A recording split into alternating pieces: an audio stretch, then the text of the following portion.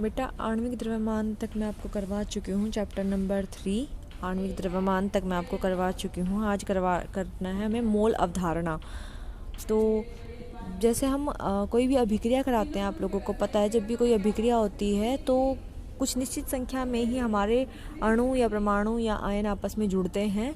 तो वो भले ही कितने छोटे हों, मैंने आपको बताया परमाणु बहुत छोटा होता है, बहुत ज़्यादा छोटा होता है। जैसे हम सागर की बात करें तो हम अगर सागर में से 1 चम्मच पानी निकाल लें तो 1 चम्मच पानी में भी उस सागर के 3 गुना परमाणु विद्यमान होते हैं। तो इस तरह से परमाणु बहुत छोटे हैं, बहुत छोटे, लेकिन फिर भी हमें ये जिज्ञासा रहती है कि कितने परमाणु ऐड हुए, तो ये हम ये जानना चाहते हैं। तो उसको मापने के लिए हम मोल अवधारणा का इस्तेमाल करते हैं। ठीक है, तो किसी भी रासायनिक अभिक्रिया में कितने अणु या कितने परमाणु का योग हुआ है तो वो जानने के लिए हम मोल अवधारणा का इस्तेमाल करते हैं। मोल अवधारणा, मोल जो कंसेप्ट है वो लैटिन शब्द है और उसका मतलब होता है ढेरी। ठीक है, उसके बाद यहाँ पे इधर देखिए आप लोग, मोल किसके बराबर होता है? मोल किसके बराबर होता है? मोल होता है कार्बन 12 जिसका परमाणु क्रमांक 6 हो और परमाणु संख्या 12 हो, उसका 12वें हिस्से में जितने परमाणु विद्यमान होते हैं उसके बराबर होता है 1 मोल। ठीक है, 1 मोल किसके बराबर होता है? कार्बन 12 के 12वें हिस्से में जितने परमाणु हैं, मतलब कार्बन 12 हमने उठाया, उसके हमने 12 टुकड़े कर दिए, और जो 12वें टुकड़े में जितने परमाणु होंगे उसको हम क्या कहते हैं? 1 मोल कहते हैं। तो अंदाज़ा अप्रॉक्सीमेटली वो 6.02 × 10⁻³ एटम्स होते हैं। ये एटम हो सकते हैं, मोलिक्यूल्स हो सकते हैं, या फिर आयंस हो सकते हैं, मतलब या अणु या परमाणु या फिर आयंस हो सकते हैं। तो 1 मोल किस किस के बराबर हुआ? पहले तो ये है किसके लिए? कार्बन 12 के 12वें हिस्से में जितने परमाणु हैं उनके बराबर होता है 1 मोल। फिर हम इसकी संख्या के रूप में अगर देखना चाहें तो 1 मोल बराबर होता है 6.023 × 10⁻23 अणु, परमाणु या फिर आयन। ठीक है, उसके बाद 1 मोल किसके बराबर होता है? ये लीटर में अगर देखना चाहें तो 22.4 लीटर एट STP। ठीक है, और अगर हम एक और द्रव्यमान संख्या के रूप में देखना चाहें तो 1 मोल जो भी अणु है या परमाणु है उसकी द्रव्यमान संख्या के बराबर होता है। जैसे ऑक्सीजन को ही लेके चलें अणु परमाणु के तौर पे, तो ऑक्सीजन का क्रमांक होता है 8 और उसके द्रव्यमान संख्या होती है 16। तो यहाँ पे 1 मोल किसके बराबर होगा? 16 ग्राम की, जो इसका द्रव्यमान संख्या होती है उसके बराबर होता है। लेकिन अगर हम अणु की बात करें तो ऑक्सीजन O2 लिखते हैं हम, तो O2 में ऑक्सीजन का हमें पता है 8 और 16 ही होता है, लेकिन हमने O2 का इस्तेमाल किया है अणु के लिए, तो इसमें 1 मोल क्या हो जाएगा? 2 ऑक्सीजन का इस्तेमाल हुआ है तो 2 गुना परमाणु संख्या जो थी हमारी, द्रव्यमान संख्या जो थी 2 गुना 16, तो 32 ग्राम। ध्यान रखना है यहाँ पे ये अणु है, यहाँ पे ये परमाणु है, यहाँ पे ये अणु है। ठीक है, तो 1 मोल जो उनकी द्रव्यमान संख्या होगी उसके बराबर होता है। ठीक है, आज बेटा नोटबुक कुछ बच्चे लेके गए हुए हैं मेरी, तो इसलिए मैं आपको बुक से करा रही हूँ। होप आपको अच्छे से समझ आएगा। कोई प्रॉब्लम है तो आप क्लास में आके पूछ लेना। ठीक है, ये अभी मैंने बताया आपको मोलर द्रव्यमान जो भी उसके अणुओं का जो योग करके हम निकालते हैं, लेकिन इसमें हमने सिर्फ एक चीज़ का ध्यान रखना है। मैंने आपको आणविक द्रव्यमान करवाया था ना बेटा, सेम वही है, बस आपको यूनिट का ध्यान रखना है। ठीक है, यहाँ पे जब आणविक द्रव्यमान लिया था हमने, तो जैसे हमने O2 का ही आणविक द्रव्यमान निकालना है, तो आणविक द्रव्यमान के लिए हमने क्या किया? 2 × जो उसकी द्रव्यमान संख्या थी वो, तो 2 × 16। 2 किस लिए लिया? क्योंकि ऑक्सीजन के 2 एटम लगे हुए हैं, तो 2 × 16 किया तो क्या आया? 32 यूनिट्स। ठीक है, यहाँ पे हमने U का इस्तेमाल किया है क्योंकि हम आणविक द्रव्यमान निकाल रहे हैं, लेकिन मोलर द्रव्यमान जब निकालना है तो हम क्या करेंगे? 32 तो है ही, लेकिन ये यूनिट की जगह U की जगह क्या आ जाएगा? ग्राम पर मोल। ठीक है, इस चीज़ का ध्यान रखना है। मोलर द्रव्यमान में सिर्फ इस यूनिट का ध्यान रखना है। अगर आपसे पूछा जाए कि O2 का मोलर द्रव्यमान बताओ और आप बताते 32 यूनिट, तो आपका क्वेश्चन गलत हो जाएगा। भले ही आप ये बोलो कि मैडम मेरा तो 32 तो बिल्कुल ठीक है, लेकिन आपने यूनिट का इस्तेमाल गलत किया है। यहाँ पे मोलर में आपको ग्राम पर मोल लगाना है। मोलर मोल, इस चीज़ का ध्यान रखना है। अगर आपने मोलर द्रव्यमान पूछा जाए तो ग्राम पर मोल, और आणविक द्रव्यमान पूछा जाए तो आपको यूनिट U लिखना है। ठीक है, जैसे नाइट्रोजन का निकालना है, नाइट्रोजन का हमें पता है क्या होता है, एटॉमिक नंबर 7 और द्रव्यमान संख्या होती है 14। तो 2 यूज़ हुए हैं तो 2 गुणा में द्रव्यमान संख्या 14, तो ये आया 28 ग्राम पर मोल, क्योंकि हम क्या निकाल रहे हैं, मोलर द्रव्यमान। ठीक है। ऐसे ही क्लोरीन के लिए, क्लोरीन का क्या होता है, क्लोरीन का होता है 17 और यहाँ पे होता है 35.5। लेकिन कितने क्लोरीन का इस्तेमाल हुआ है, 2 क्लोरीन का, तो 2 गुणा 35.5 करेंगे तो ये आ जाएगा 71 ग्राम पर मोल। ठीक है, समझ आया आप लोगों को? अगर कोई प्रॉब्लम है तो आप क्लास में प्रॉब्लम ले लेना। ठीक है, आगे पढ़ते हैं।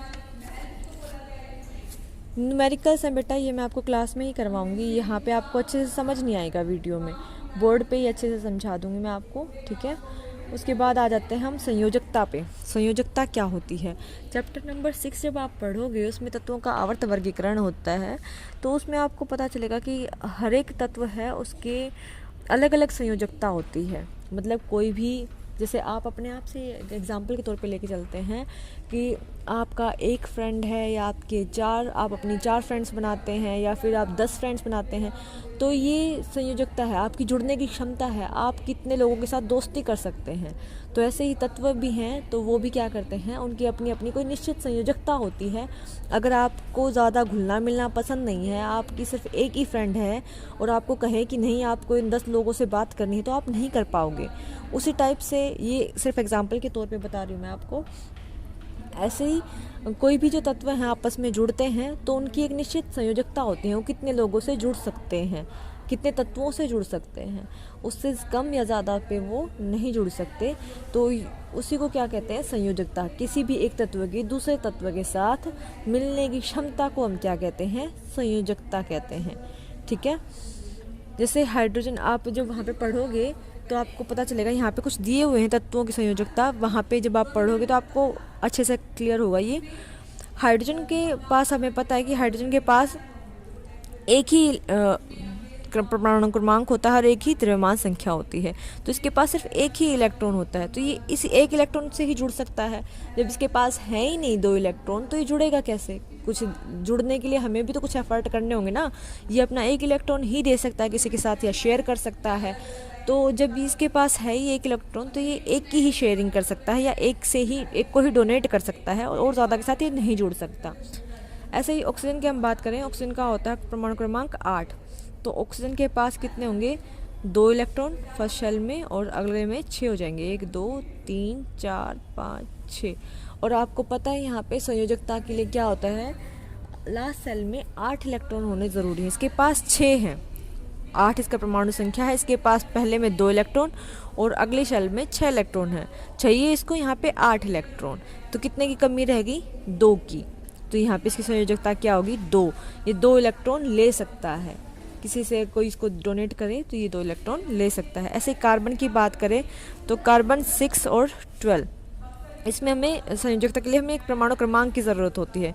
तो वही कार्बन के लिए पहली सेल में 2 इलेक्ट्रॉन, अगली सेल में कितने आ जाएंगे, 6 हैं तो 4, 1 2 3 4 हो गए पूरे, 1 2 3 4 5 6। लेकिन इसको चाहिए कितने, 8 चाहिए, लास्ट सेल में कितने चाहिए, 8 इलेक्ट्रॉन चाहिए, इसके पास हैं कितने, 4, तो इसको कितने की और ज़रूरत है, 4 इलेक्ट्रॉन की और ज़रूरत है। तो ठीक है, तो ये इसकी 4 क्या होगी, संयोजकता होगी। ऐसे ये पूरी टेबल है, आपको याद करनी है, हर एक के प्रतीक दिए गए हैं, हर एक तत्व के, और उनकी संयोजकता दी गई है। ठीक है, ये आपको याद करने हैं, इन्हीं की सहायता से आप इनके सूत्र लिख पाओगे कि ये कैसे जुड़ते हैं आपस में। अच्छा, एक तत्व की दूसरे तत्व से जुड़ने की संख्या, जैसे H2 हाइड्रोजन है, वो ऑक्सीजन के साथ जुड़ के पानी बना रहा है, H2O बना रहा है, तो ये तो होती है संयोजकता। लेकिन प्रतिवर्ती संयोजकता भी एक चीज़ होती है, उसका मतलब ये होता है कि एक ही एटम दूसरे एटम के साथ कितनी तरह से जुड़ सकता है, उसको क्या कहते हैं हम, प्रतिवर्ती संयोजकता।